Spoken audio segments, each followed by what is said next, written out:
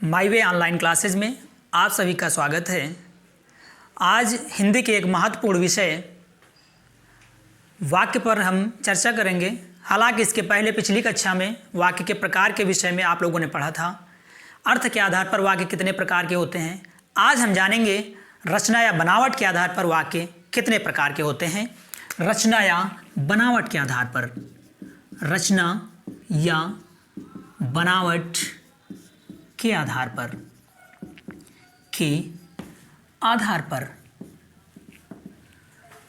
रचना या बनावट के आधार पर वाक्य तीन प्रकार के होते हैं। सबसे पहले होता है सरल वाक्य या साधारण वाक्य, जिसमें से एक कर्ता और एक विधेय होता है। एक कर्ता अर्थात एक उद्देश्य और एक विधेय होता है, सरल वाक्य होता है। फिर दूसरी बात आती है मिश्रित वाक्य की, यानी मिश्र वाक्य की, जिसमें से एक प्रधान वाक्य होता है और दूसरा आश्रित उपवाक्य होता है। मतलब एक वाक्य मुख्य होता है और दूसरा वाक्य उसी पर निर्भर होता है, मिश्रित वाक्य होता है। फिर तीसरा जो प्रकार का वाक्य होता है संयुक्त वाक्य होता है। संयुक्त वाक्य होता है जिनमें से दोनों वाक्य क्या होते हैं, स्वतंत्र होते हैं। दोनों वाक्य स्वतंत्र होते हैं और उनको जोड़ने के लिए कुछ अवयवों का भी प्रयोग किया जाता है। सबसे पहले हम पढ़ते हैं सरल वाक्य, सरल वाक्य या साधारण वाक्य या साधारण वाक्य। इसमें होता क्या है, कर्ता यानी उद्देश्य, उद्देश्य प्लस विधेय, दो चीज़ें होती हैं। इस चीज़ को केवल इतना आप लोगों को याद रखना है, यानी कर्ता यानी उद्देश्य होगा और एक विधेय होगा। एक कर्ता एक विधेय। फिर बात आती है मिश्रित वाक्य की, मिश्रित वाक्य की, जिसे हम मिश्र वाक्य भी कहते हैं। क्या कहते हैं इसको, मिश्र वाक्य कहते हैं।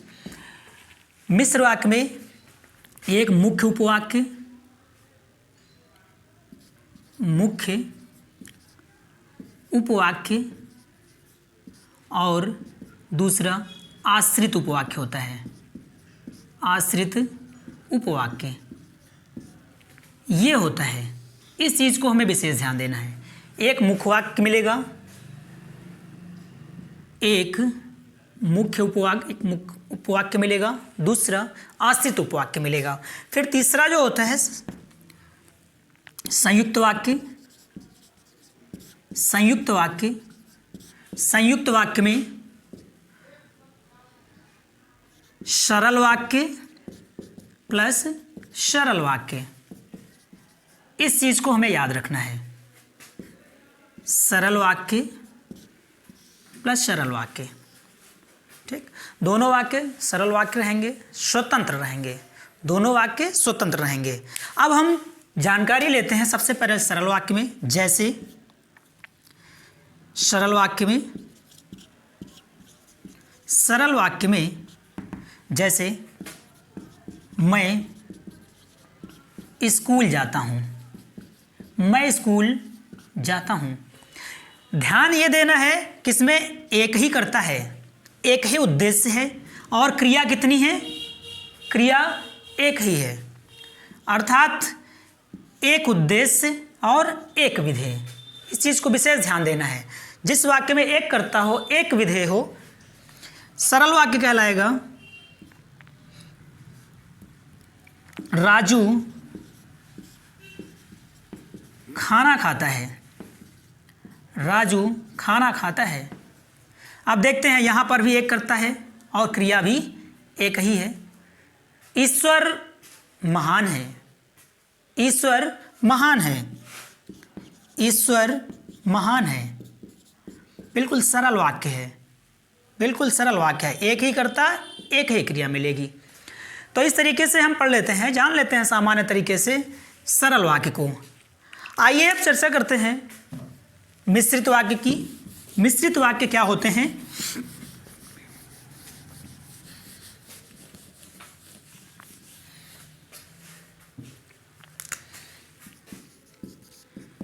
मिश्रित वाक्य।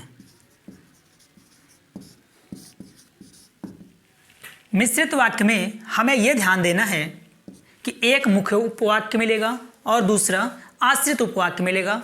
ऐसे वाक्यों को जोड़ने के लिए कि जो मैं यहाँ पर इंडिकेट किए दे रहा हूँ, जैसे कि, जो, क्योंकि, क्योंकि, क्योंकि, जितना, उतना, जैसा, वैसा, जहाँ, वहाँ,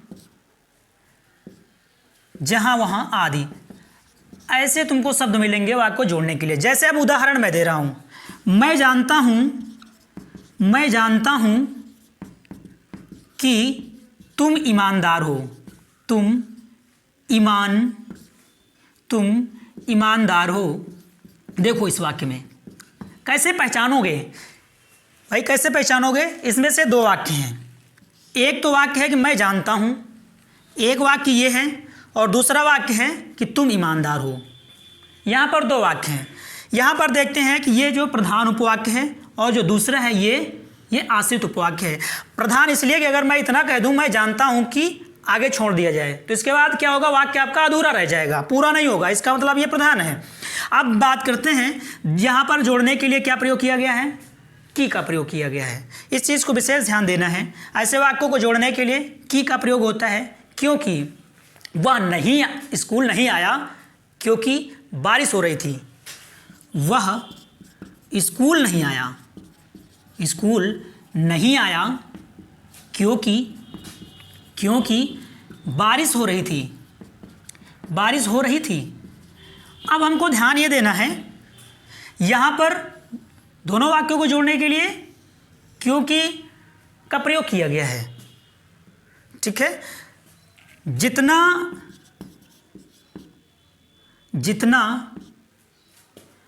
मेहनत करोगे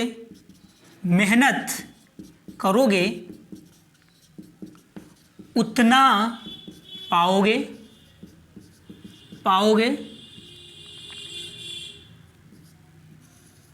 यहाँ पर क्या मिला है, जितना।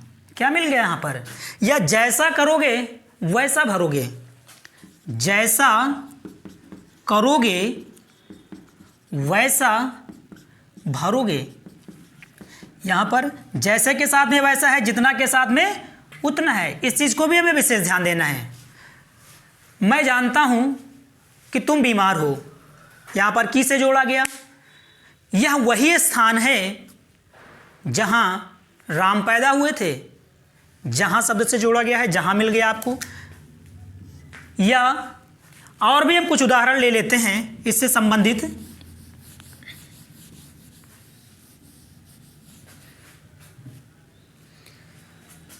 यह वही घर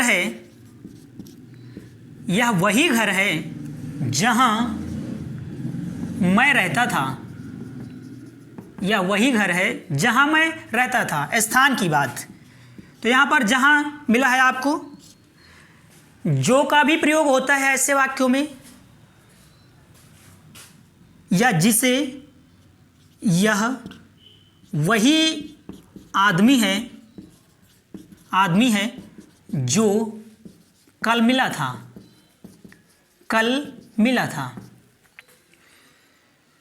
ध्यान ये देना है, जो, जिसे, जिसको आदि ऐसे शब्द तुमको मिलेंगे किसमें, मिश्रित वाक्य में। ठीक है, अब हम बात कर लेते हैं संयुक्त वाक्य की। संयुक्त वाक्य क्या होते हैं?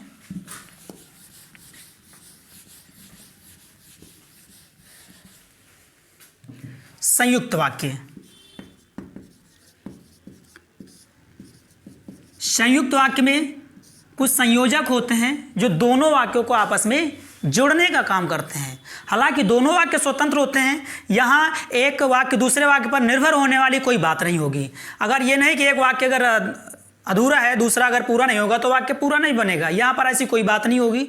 यहाँ पर दोनों वाक्य अपने आप में स्वतंत्र होंगे। इसके लिए हम कुछ संयोजक का प्रयोग कर लेते हैं, जैसे और मिलेगा, एवं मिलेगा, तथा मिलेगा, अथवा मिलेगा, अथवा मिलेगा, इसलिए मिलेगा, इसलिए, अथवा, इसलिए, फिर भी, नहीं तो, या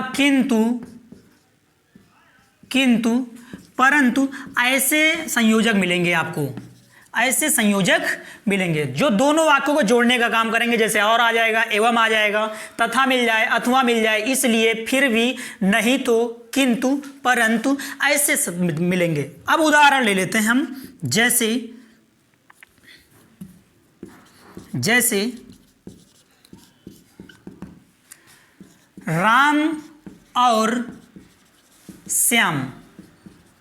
राम और श्याम लखनऊ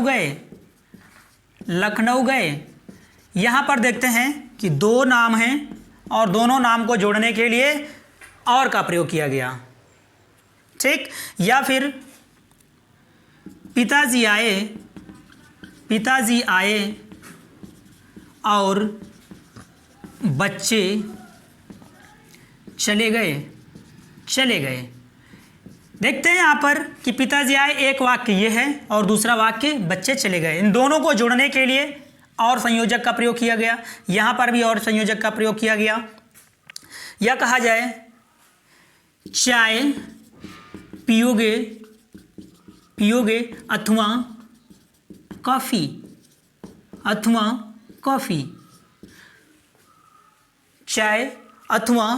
चाय पियोगे अथवा कॉफ़ी। तो देखते हैं यहाँ पर दोनों को जोड़ने के लिए अथवा का प्रयोग किया गया है। उसने मेहनत की फिर भी पास नहीं हुआ। उसने मेहनत की फिर भी पास नहीं हुआ। यहाँ पर देखते हैं हम कि यहाँ पर फिर भी का प्रयोग किया गया, यहाँ पर फिर भी का प्रयोग किया गया। और भी यहाँ पर संयोजक जैसे लिखे हुए हैं, नहीं तो, किंतु, परंतु, ऐसे आदि संयोजक इसमें से पढ़ने के लिए मिलते हैं। देख लिया है आप लोगों ने। सबसे पहले आपने पढ़ा था सरल वाक्य, फिर उसके बाद मिश्र वाक्य, उसके बाद आपने पढ़ा संयुक्त वाक्य। इस तरीके से 3 प्रकार के वाक्य मिलते हैं जो हम रचना या बनावट के आधार पर पढ़ लेते हैं। आज के लिए बस इतना ही। Thank you.